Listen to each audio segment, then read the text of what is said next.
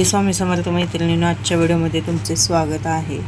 आणि हे कामावरून आले, अंबाबाईला जाऊया म्हणून निघलो, पण पावसाचे काही कळण झाले बघा। कधी पण पाऊस पडायला आलेला, म्हणजे अचानकच ऊन असतं आणि अचानक एकदम ढगाळ वातावरण होऊन धो धो पाऊस पडतो। हायवेला बघू शकता तुम्ही, एवढा पाऊस, भयंकर पाऊस होता। अगदी वरच्या त्या ब्रिजवरून एसटी गेली, वरचा ब्रिज सुद्धा भरलेला होता। तो एसटी गेली तर खाली सगळं म्हणजे पाणी टापटाप पडत होतं। आणि ताज गुरुवार असल्यामुळे कृष्ण सरस्वती दत्त महाराज यांचं म्हणजे आरती वगैरे होती। मी सुद्धा स्वतः आरतीला गेलेले होते, ते मोबाईल यांच्याकडे असल्यामुळे मी शूट करू शकले नाही। आणि खूप गर्दी असते आणि मंदिरातून खूप छान आहे, त्यांची व्यवस्था सुद्धा खूप चांगली आहे। म्हणजे अगदी व्यवस्थित रांगेने सगळी जातात, रांगेने येतात आणि आरतीला सुद्धा उभारतात व्यवस्थित। आणि प्रसाद पण खूप छान असतो, मला आवडलं इथं। म्हणजे त्यांचं जे व्यवस्थापन आहे ते खूप चांगल्या पद्धतीने, आणि सगळ्यांना माऊली वगैरे म्हणून ते बोलवतात। देव पण एक परीक्षा घेतो मैत्रिणींनो। पण आता काल हे कामावरून आले आणि कधीच म्हणत नाहीत अंबाबाईला जाऊया, इकडे जाऊया, तिकडे जाऊया, काय म्हणतात नको नको। आणि काल आले आणि काल म्हणायला आले आज आपण अंबाबाईला जायचं। 3-3:30 वाजले असतील आलेले ते कामावरून। मी म्हटलं आता म्हणाय तर लागलेत तर जाऊया, कारण की ज्यावेळी आम्ही मध्ये गेलेलो त्यावेळी म्हटलेलं चॅनल मोनिटाईज झाले की अंबाबाईची ओटी भरेल, ब्लाऊज पिसानच भरेन असं सांगितलेलं। कारण कसं असतं, आपलं पेमेंट आल्यानंतर मग भरली तर चालते। आणि अंबाबाईला मला साडी घ्यायची तर चांगलीच घ्यायची आहे, जेणेकरून एक 10 मिनटं कसं ना ती साडी तिच्या अंगावर राहिली पाहिजे, अशी साडी मला घ्यायची आहे, अशी माझी इच्छा आहे। मग अंबाबाईला काय हलक्या साड्या म्हणजे नेसवत नाहीत, त्यामुळे म्हटलं आता ब्लाऊज पीसची भरूया। आणि ज्यावेळी आपलं चांगलं पेमेंट येईल त्यावेळी मग एखादी साडी घेऊन अंबाबाईला नेसवता येते असं मी ठरवलेलं। मग काल हे आले आणि परवा दिवशी मी म्हणतो ते जायला पाहिजे म्हणून, त्यांच्या काय मनात आलं काय माहीत, काल आले आणि म्हणायला लागले जायचंच अंबाबाईला आपण। मला राहून दे म्हटलं, जाऊया म्हटलं। तर मी हातपाय वगैरे कपडे बदलून या म्हटलं घरला जाऊन, दुकानात होते मी। आणि मग ह्या आले 4:30-4:45 वाजता। स्त्रीच्या काय मॅच चालू होते त्यामुळे तो काय आला नाही। मग मी याने हे केलो, जाताना ऊन होतं तरी मी यासने म्हटलं रेनकोट आणला नाही का तुम्ही म्हणून, तर म्हणाले कुठं पाऊस येते, ऊन पडले, चल। गेलो आणि बरोबर कोल्हापुरात आत प्रवेश करायला असा पाऊस वाटायला लागला विचाराय नको। म्हणजे 10 मिनिटात ते वातावरण बदललं आणि असा धो धो धो धो पाऊस, धो धो म्हणजे काय राप राप राप राप पाऊस पडायला। रस्त्यानं जवळजवळ मला वाटते आपल्या ह्या घोट्या एवढं पाणी जमा झालं, एवढा पाऊस पडाला। शेवटी आम्ही तो हायवेचा तो ब्रिज आहे त्याच्या खाली सगळी माणसं उभारलेली, आम्ही पण तिथंच उभारलो। जवळजवळ 1.5 ते पावणे 2 तास उभारलो तर पाऊस काय थांबे ना। मग शेवटी म्हटलं बारीक आलेला, गेलो तसंच। मग गेलो अंबाबाईला गेलो तर भयंकर गर्दी, गर्दी म्हणजे अशी पाय ठेवायला जागा नाही। आणि लाईनीत जरी उभारला तर तुम्ही जवळजवळ 3 तास लागले असते, एवढी गर्दी होती। मग हे म्हणाले एवढ्या गर्दीत उभाराय नको, स्त्रीला पण आपण ठेवून आलोय आणि परत कधीतरी येऊया, चल। मुखदर्शन घेतलं, कापूर वगैरे लावला आणि बाहेर पडायलाच तोपर्यंत जे लक्ष्मीकांत बेर्डे आहेत बघा, त्यांची बायको, मुलगी, मुलगा सगळे आलेले होते। सगळेजण त्यांच्यासोबत फोटो काढत होते, पण ते खूप गडबडीत होते त्यामुळे ते असे पळत पळतच होते। तर सुद्धा लोक असं त्यांना थांबून आधीमध्ये फोटो काढत होते। आम्ही काही काढला नाही, मी फक्त त्यांचं थोडंसं व्हिडिओ शूट केलं। आणि नंतर ना बाहेर पडलो, अंबाबाईच्या मंदिरातून बाहेर पडलो आणि गंगावेशीला आलो। गंगावेशील नाही, कागल यायला पुढं आलो तर 3 पंक्चर टायरीच्या, 3 पंक्चर म्हणजे पूर्ण जो आतला इन्नर असतो तोच खराब झालेला। अरे देवा म्हटलं आता काही खरं नाही। तिथनं गाड्या इथे ढकलत नेली गंगावेशीपर्यंत। गंगावेशीला तिथं एक दुकान होतं, कसलं दुकान आहे कसं चालवतात मला काय माहीत नाही। कारण की एक लोक, तुम्ही जो व्यवसाय करताय म्हणजे तो तुम्हाला किती येतोय, काय येतोय, आणि कामगारांच्या जीवावर तुम्ही म्हणजे तुमचा व्यवसाय करताय। अजिबात त्या माणसाला पंक्चरच काढायचं नव्हतं, पंक्चर पण काढायचं नव्हतं, त्याला इन्नर पण बदलता येईना। त्यानं जवळजवळ लावलं 2 तास हे सगळं हे करायला, बदलायला, 2 तास लावला. शेवटची पण नटं बसवली नाहीत त्यानं गाडीची. झाले म्हणाला तरी म्हणजे कुठंतरी देव असतो. दुसरा माणूस आला आणि म्हटलं नटं कुठं आहेत त्याला, नटच बसवायनीच की म्हटल्यावर त्या माणसाने त्याला नटं बसवली. आणि मग आम्ही आलो. मग माझ्या मनात कुठंतरी अशी पाल चुकचुकत होती की बाबा आपण अंबाबाईची वटी भरली नाही काय नाही म्हणून असं म्हणजे झालं असेल का असं वाटलं. म्हणून मी असं नाही म्हणलं आता कसं पण असं पण तसं पण वेळच झालाय आणि जाऊया आपण अंबाबाई मंदिरात. आता जर गर्दी कमी झाली असली तर वटी भरून आपण मग घरी जाऊया. मग गेलो आम्ही. जवळजवळ मला वाटते 8:30 पावणे 9 वाजले असतील. तरी सुद्धा तिथे एवढी गर्दी होती काय विचारायला नको, एवढी गर्दी होती. बाहेरनं बघितलं गर्दी खूप होती. आत काही गेलोच नाही. मग हे म्हणाले लईच गर्दी आहे, स्त्रीला पण ठेवून आल्या लई उशीर झाला आधीच, जायला आपल्याला तरी अजून अर्धा पाऊण तास पाहिजे आणि इथं थांबलं तर आणि 1.5-2 तास आपले जाणार. राहून दे म्हणायला लागले. परत एखाद्या दिवशी आपण सकाळी लवकर येऊया म्हटलं.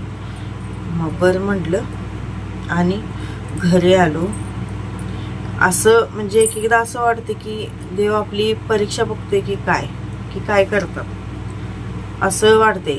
आणि इतर वेळी कधी तर गेलं तर ध्यानी मनी नसताना सुद्धा अंबाबाईला गर्दी नसते आणि ओटी वगैरे भरून चांगलं दर्शन होतं. म्हणजे एकेदा आपली खरोखरच देव सुद्धा सत्व परीक्षा बघतो. माझं तर अक्षरशः उभारून पाय आणि पाय दुखायला लागले अजिबात. म्हणजे उभारून असे पाय ताटलेले की नंतर बसायला येईना एवढं, म्हणजे असं कळा घातलेल्या पायातनं. चहा वगैरे सुद्धा कुठं घेतला नाही, सरळ घरी आलो. म्हणजे अशी एक एकदा अवस्था होते बघा. आपण करायला जातोय आणि होतं तिसरंच. पण सगळ्याच म्हणजे गेलेल्याचा सगळ्याचा मूड ऑफच झाला माझा. गेल्यासारखं एक काम पण झालं नाही आणि त्यात त्रास खूप झाला. म्हणजे दमणूक खूप झाली आणि त्यात त्यांना पण त्रास झाला. कसं झालं ते कामावरनं आलेले, कामावरनं येऊन मग आम्ही गेलतो. आणि आता आज कालचं सगळं आज आता घसा दुखायला लागलाय आणि माशाचा फणफणून ताप आलेला.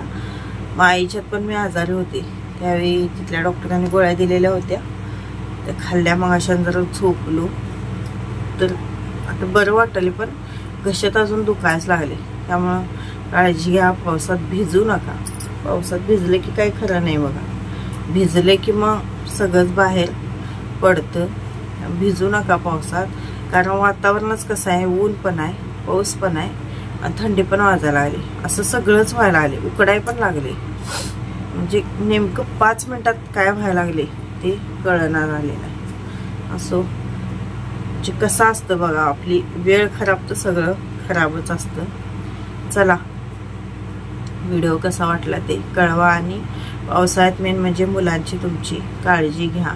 रेनकोट घ्या, छत्री घ्या, अजिबात भिजू नका. आणि जरी ऊन पडलेलं असेल तर रेनकोट संगत घेऊनच जावा.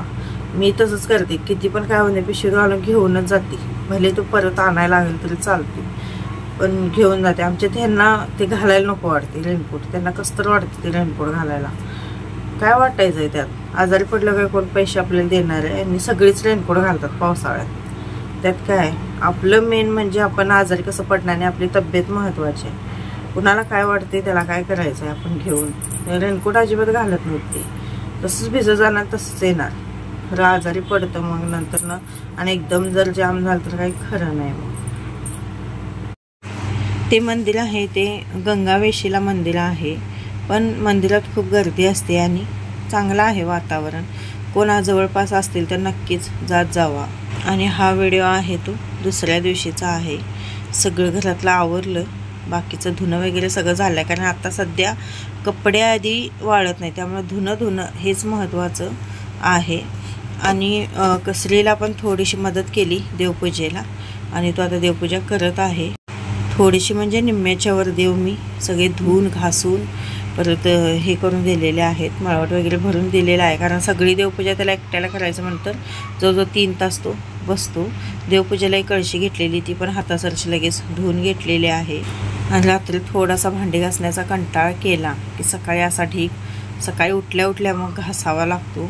आधी मोठमोठी ताटे मी घासून घेते, कारण की साईडला आपल्याला जाळी लावायला बरं पडतात. जेणेकरून मध्ये तुम्ही लहान चमचे असून दे किंवा वाट्या वगैरे काही डब मारला तर अजिबात ते बाहेर पडत नाही. त्यामुळे मी साईडनं असं काय करते, ते सगळी ताटं वगैरे असतात ती घासून घेते. जर्मनच्या भांड्यांना जो आपण काळा साबण वापरतो तो काय संपलेला आहे, काढला नाही मी आल्यापासून. आणि सुट्टीला गेलं नाही तर बरं वाटतं बघा. काय सुट्टीला जाऊन आल्यानंतर एवढा पसारा पडतो आणि एवढा राडा पडतो की कुठलं काय काढू, कुठला कोपरा काढू, काहीही सुचत नाही. आणि हे सगळं काढायला आता 8 दिवस जातात. जाताना सगळं आवरून जायचं आणि आल्यावर आणि परत तो सगळा पसारा, असं की भांडी वगैरे आता सगळी घासावी लागणार आहे. कपाट वगैरे पुसून काढावी लागणार आहेत. तरी फरशी वगैरे कालच पुसलेली आहे, नाहीतर फरशी पण बघण्यासारखी झालेली होती. कसं होतं, यांना पण लोड होतं, कामाला जायचं आणि येऊन परत दुकानातलं काम असतं आणि त्यात मग नाश्ता चहा वगैरे स्वतःला करून घ्यावा लागतो. भांडी बघू शकता तुम्ही, ढीग भांड्यांचा पडलेला आहे. आता किचन ओटा हातासरशी लगेच उरकून घेते. भाकरी आणि भाजी तेवढीच बनवायची आहे. शुभ सकाळ सर्वांना. आणि सकाळचे 10-10:30 वाजलेले आहेत. कपडे वगैरे धुवून झाली, देवपूजा झालेली आहे. श्रीन आणि मीनं दोघांनी मिळून देवपूजा केलेली आहे आणि भांड्याचा ढीग आत्ता घासलेला आहे. असं वाटतं बघा, सुट्टीला गेले नसते तर बरं झालं असतं. कारण आपण म्हणतो विश्रांतीसाठी सुट्टीला जाऊया, थोडी विश्रांती मिळते, पण नाही गेलेलं बरं असं वाटतं परत आल्यावर.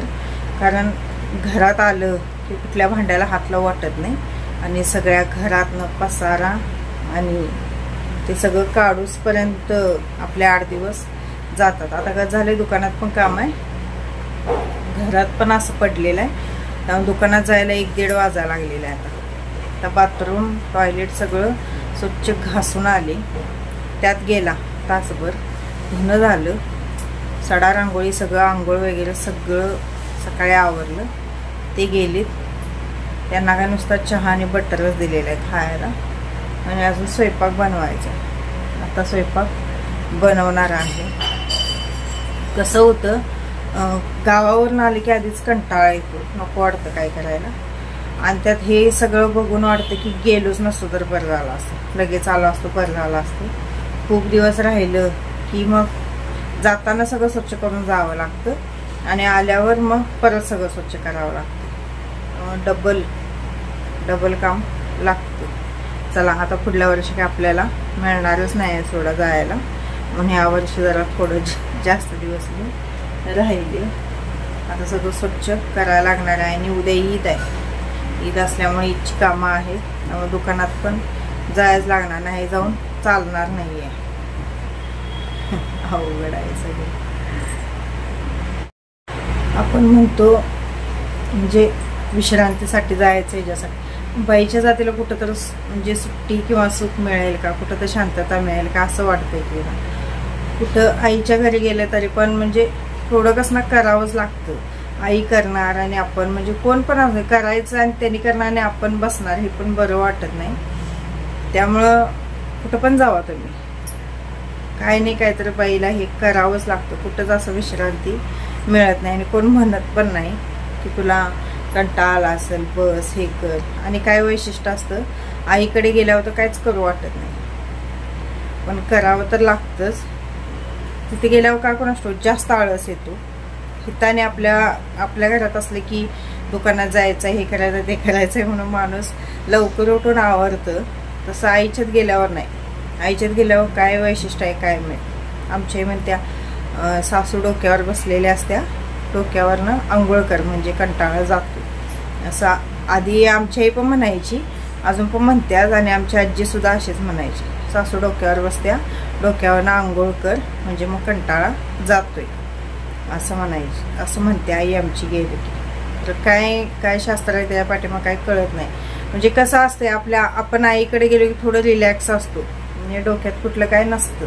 त्यामुळे मला वाटतं की बहुतेक कंटाळा येत असावा, काय करू नये, गप झोपावं असं वाटतं की समोर आई तर कोणीतरी ताट द्यावं, खावं आणि तिथंच झोपावं असं वाटतं. आणि आता तर इथनं पुढे सगळं सणवार चालू. आता वटपौर्णिमा येणार, त्यानंतर बेंदूर, बेंद्रापासून मग काय बेंदूर आणि सणांचा लेंडूर म्हटल्यासारखं सगळं सण चालू झालं की मग आमच्या दुकानात पण काम वाढते, परत घरातलं काम, दुकानातलं काम. त्यामुळं आता इथनं पुढे तर आपल्याला काय सुटणुका नाही आहे. दिवाळी होऊसपर्यंत जवळजवळ 4-5 महिने हे कंटिन्यू आपल्याला एकसारखं पळायला लागते बघा. मला तर अक्षरशः दिवाळी नकोच वाटते, यायलाच नको वाटते. कारण की एकतर दिवाळीत ते फराळाचं करायचं, दुकानातलं काम आणि घरातलं काम, म्हणजे दुकानात पण जास्त काम असतं आणि त्यात एक्स्ट्रा फराळ असतो. त्यामुळे ते नको वाटतं. आणि किती पण म्हटलं करायचं नाही असं किती पण म्हटलं तरी आणि सगळी करायला आलीत की वाटते आपण 1-2 पदार्थ तर करूया. मग 1-2 म्हणत ते सगळेच पदार्थ घरात होतात. आणि नाही घरात केलं तर कायम आपण करतो आणि नाही केलं तर ते बरं वाटत नाही अजिबात. त्यामुळं दिवाळीपर्यंत असं एकसारखं पळावं लागणार आहे. आता वटपौर्णिमा मंगळवारी आहे आणि त्यानंतर बेंदूर आहे तो गुरुवारी आहे. चला आवरूया आणि आपल्या रोजच्या रुटीनला जाऊया. काल पण दुपारी 2 वाजले आणि घरात होते तोपर्यंत कसं होत होतं, थोडं ऊन यायचं, थोडं सावली यायची. मग मला वाटलं काय म्हणजे व्यवस्थित असं म्हणजे जे श्लोक म्हणतात ना आपण तसं वातावरण आहे, जाऊया असं वाटलं. आणि बाहेर पडल्यावर अजिबात सावली आली नाही, एकसारखं ऊन. म्हटलं काय.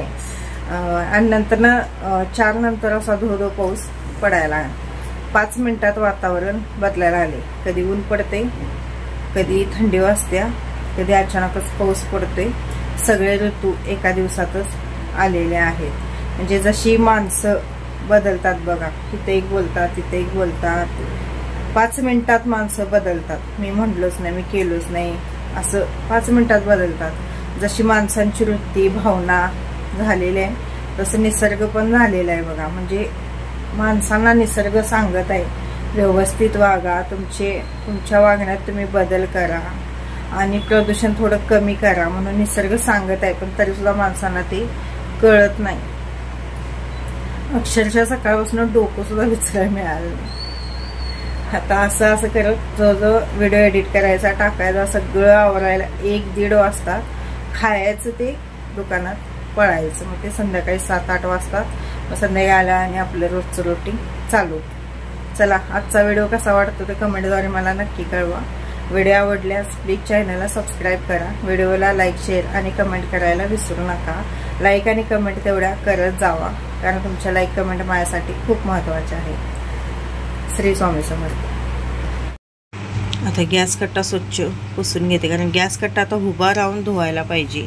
आता खालनं तर तेवढासा स्वच्छ करून घेते आणि नंतर उद्याला बघते, कारण दुकानात पण ईद असल्यामुळे दुकानात सुद्धा काम आहे. आणि स्त्रीला जरासं इथं पाणी सांडलेलं होतं. भांडी घासल्यावर कसं खाली पाणी जाळीत नेतं होतं, तर ते पुसण्यासाठी टॉवेल त्याला आणायला लावलेला होता.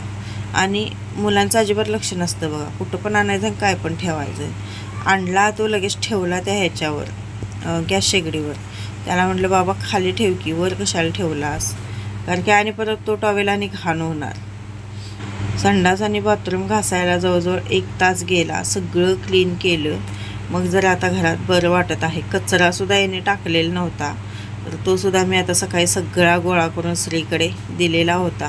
कारण घंटा गाडीची काय वाट बघून उपयोग नाही म्हटलं. त्याला म्हटलं तिकडं आमच्या इकडं मोकळं मैदान आहे, तिकडं टाकून ये जा. आणि लायटर वगैरे सुद्धा रोजच्या रोज आपण असं पुसून ठेवायचं, नाही तर लायटरवर सुद्धा असा तेव बसतो आणि लायटर आपल्या पूर्ण घराची मग कळा काढतो. माझा किचन ओटा ग्रेनाईटचा असल्यामुळे कसं लगेच क्लीन होतो, पण घाण पण लगेच होतो.